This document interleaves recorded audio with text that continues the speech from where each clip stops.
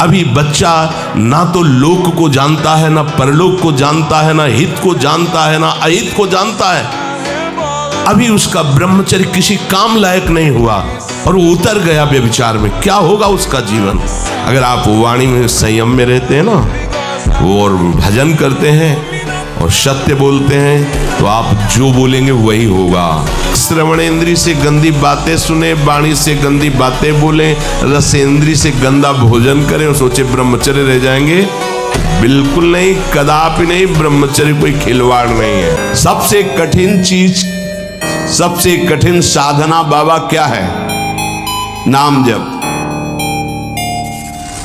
बुद्धि को पावन करने वाला, मन को शांत करने वाला, भगवत प्राप्ति कराने में समर्थ है नाम जप, मंत्र जप। बहुत अच्छा उपासक हो जाएगा जो नाम जप मंत्र में अपनी आसक्ति कर ले। जिस दिन हमारी नाम जप में आसक्ति हो गई, उसी दिन कोई भी पद दुर्लभ नहीं रहेगा, सब प्राप्त हो जाएगा। जो जितना अधिक नाम जप करेगा उसमें उतनी अधिक भागवतिक शक्ति आएगी। जिसमें जितनी अधिक भागवतिक शक्ति आएगी वो उतने निर्विकार होता जाएगा। समझ रहे? नाम जप और जितेंद्रियता से सब कुछ हो जाएगा। तत्व ज्ञान, प्रेम, ये कलयुगी जीवों की समझ में आने वाला नहीं। नाम जप करो, तत्व ज्ञान भी हो जाएगा, प्रेम भी प्राप्त हो जाएगा। तो नाम जप करता है, भगवान नाम कीर्तन करता है, तो उसमें निश्चित भाव जागरण होता है। पर हमारी प्रार्थना है, निवेदन है, पूज्य बाबा कह रहे, असलियत में जब तक तुम्हारे अंदर कोई भाव तुम्हें बेशुद्ध न कर दे, तब तक कोई नाटक मत करना। अरे बड़े भावुक है भाई, ऐसे से ऐसा रोना, चिल्लाना, बेसुरा बोलना, नाचना, गिर पड़ना, मूर्छित हो जाना, असलियत में ये सब भाव आते हैं। जब अधिक नाम जप, नाम कीर्तन, तो ये सब जागृत होता है। सब यज्ञों में श्रेष्ठ ये जप यज्ञ है। इसे बालक भी कर सकता है, बूढ़ा भी कर सकता है, स्त्री भी कर सकता, कोई भी कर सकता है, बिना पढ़े लिखे कोई भी हो। राधा राधा जपने के लिए कौन सी विद्या पढ़ने का? ये परा विद्या है, ये आ गई तो सब विद्याएं जागृत हो जाएंगी। जो ब्रह्म विद्या, तत्व ज्ञान या प्रेम का रहस्य, ये सब जागृत हो। ये परा विद्या है राधा नाम। जिस उपासक में भोगों की त्याग वृत्ति अधिक है, वो बहुत जल्दी सिद्ध होता है।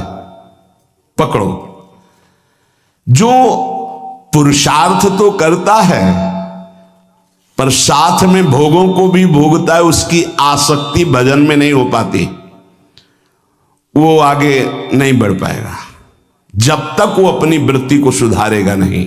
बड़ा प्रभाव है महापुरुषों के स्पर्श का। जीवन भर के लिए बात समझ में आ गई कि महापुरुषों का शरीर पांच भौतिक नहीं होता, वो दिखाई देता है। भजन और लीला चिंतन के प्रभाव से दिव्य लीला में हो जाता है।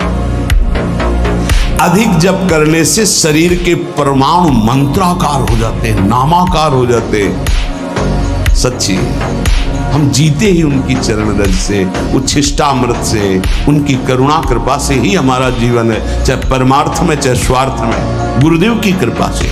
जो जितना अधिक नाम जप करेगा उसे उतनी ही अधिक भागवतिक शक्ति प्राप्त होगी। जितनी अधिक भागवतिक शक्ति प्राप्त होगी उतने अधिक निर्विकार होते जाओगे। बहुत पॉइंट की बात है। सब कहते हैं हमें ये विकार, ये विकार, ये रोने की, धियाने की जरूरत नहीं है, ताकतवर बनने की जरूरत है। ताकत है भगवान नाम जप। जो ब्रह्मचर्य पालन करता है, रोग से लड़ने की सामर्थ्य आती है। शोक स्पर्श नहीं कर सकता, मोह पर विचार करने की सामर्थ्य आती, प्रमाद स्थिति नहीं रहती, अकर्मण्यता नहीं रहती, अकाल मृत्यु नहीं होती। ब्रह्मचारी कभी विचारों से दरिद्र नहीं होता है, चिंता नहीं होती, उसके हिंसात्मक वृत्ति नहीं होती, द्वेष नहीं होता, ईर्ष्या नहीं होती, अशांति नहीं होती। ब्रह्मचर्य समस्त दोषों का नाश कर देता है। मन के गुलाम, इंद्रियों के गुलाम, स्वेच्छाचारी भोगों की दुर्दशा में पड़ा हुआ मनुष्य है आज। असंयमी मनुष्य का मन और मस्तिष्क से सुन लीजिए। असंयमी जो अपनी इंद्रियों मन को मनमानी लगाए हुए है, उसका मन और मस्तिष्क और हृदय सड़ा देते हैं, जीवन को सड़ा देते हैं। मन और इंद्रियों को संयम में रखकर भगवत चरणारविंद से नहीं जोड़ोगे, सड़ा देंगे तुम्हें। तुम्हारे अंदर ही इतनी सोच गलत कर देंगे, जलोगे। पूर्ण ब्रह्मचर्य देश का, समाज का, आत्मा का, सबका परम लाभ, अपना परम लाभ।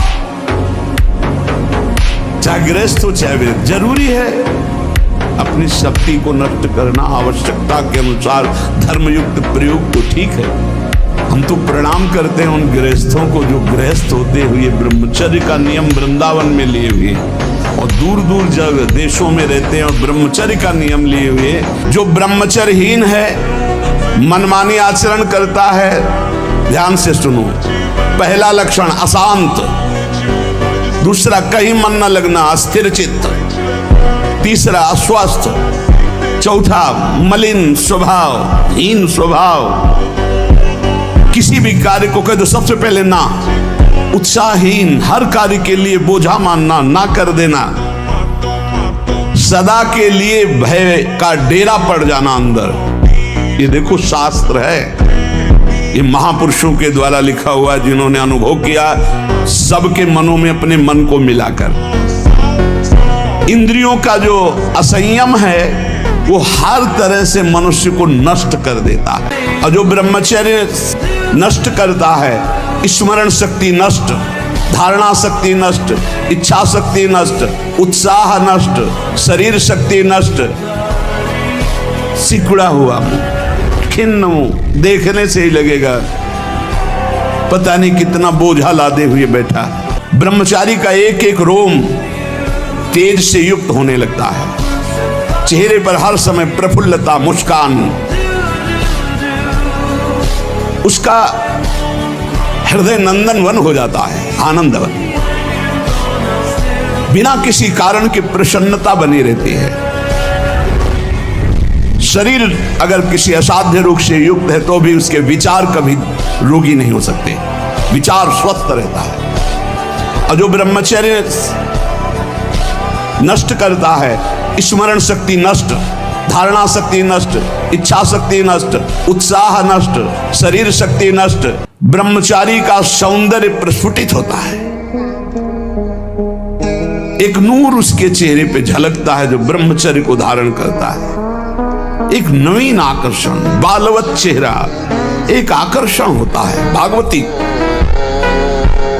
और जिसका ब्रह्मचर्य पुष्ट होने लगता है, उसके शरीर से सुगंध आने लगती है। स्मरण शक्ति, धारणा शक्ति और संकल्प शक्ति, इतने बजे जगना है, इतना करना है, ऐसे चलना है, ऐसे सब होगा। और जब ब्रह्मचर्य नहीं तो चाहे 1000 बार संकल्प करो तुम्हारे काम में नहीं आएगा। स्मरण शक्ति, धारणा शक्ति, संकल्प शक्ति, इच्छा शक्ति जिसे कहते, और उत्साह शक्ति और शरीर शक्ति, ये शक्तियां उसके अंदर प्रकाशित होती हैं जो ब्रह्मचर्य का पोषण करता है। स्मरण, धारण करना, जो संकल्प नियम ले उसका अक्षरशः पालन करना और उत्साह बना रहना और शरीर में स्फूर्ति रहना। ब्रह्मचर्य एक विलक्षण महाव्रत है। ब्रह्मचर्य सेवन से लाभ, संत संग का पहला लक्षण है आचरण की पवित्रता। आचरण की पवित्रता, इंद्रियों की शांति, इंद्रियों की शांति अर्थात ब्रह्मचर्य, प्रत्येक इंद्रिय का ब्रह्मचर्य। ब्रह्मचर्य से तत्काल प्रभाव बढ़ता है। आज जो सर्वनाश किया जा रहा है ब्रह्मचर्य का, इसी से संत लाभ नहीं मिल पाएगा। चाहे गृहस्थ हो, संतानोत्पत्ति के लिए धर्म पूर्वक अपनी पत्नी से सहवास करने की शास्त्र आज्ञा करता है। ब्रह्मचर्य सेवन से अमोघ लाभ प्राप्त होता है।